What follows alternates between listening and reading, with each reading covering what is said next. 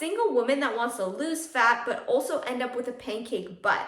I know this happened to me in the past, and I am here to share with you a few mistakes that I've made in hopes of helping you. Number one, don't try to get into a very deep caloric deficit right from the start, and don't try to lose weight very, very quickly, because what this is going to do is it's going to increase your chance of muscle loss. And why this is not good is because your glutes or your butt are an actual muscle. So you don't want to be dropping your calories so low, because then you run the risk of losing your butt. Number two, eat enough protein. Like I mentioned, your glutes are a muscle, and you need to give it the proper nutrition, the amino acid that it needs in order to get bigger and stronger while you are losing fat. I know getting your protein intake is very, very difficult. I have a few resources on my Instagram that you can go check out, as well as a few other videos that I will link somewhere above.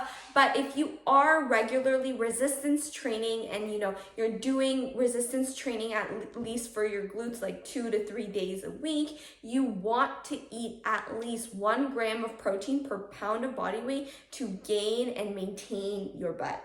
This is especially true if you are in a caloric deficit, because you do run the risk of, like I mentioned, losing muscle the further down you are in that caloric deficit. So if you're in that deficit, not eating enough protein, you can expect to have a pancake butt. My third tip is to not overdo it with the cardio. Your primary focus should be resistance training, and then sprinkling in cardio as necessary. If you do too much cardio, you run the risk of not even recovering properly. So it's important to have the good balance between the resistance training and the cardio on top for optimal results. But in addition to that, you want to make sure you are prioritizing progressive overload. Now, when I say progressive overload, that does not mean necessarily adding weight every single time you work out. You want to progressively overload in a smart way, where you are also increasing the reps, decreasing the tempo a little bit, maybe doing a drop set, some more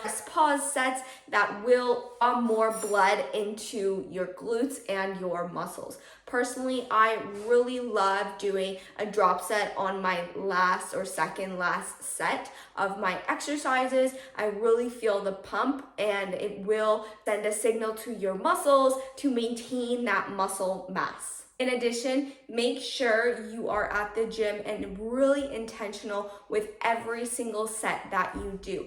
Personally, I only need 2 good working sets in the gym when I am resistance training hard. If I go 3, 4 sets of a single exercise, I begin to lose my performance, because then I am just overtaxing, overworking my muscles. So that's another thing, individualized custom programming to suit your body at the different stages of losing fat and gaining muscle or maintaining your butt are really, really crucial and important. Fourth tip would be just to give it time, give it patience. If you are a beginner, you can expect to see more muscle growth, muscle progress, because your body isn't used to the resistance training. However, if you are a more experienced, more advanced person in the gym, say you've had like 2-3 years of serious resistance training under your belt, it will take a more strategic approach, where now it can't be random. Like, your programming cannot be random. You have to have specialized resistance training protocols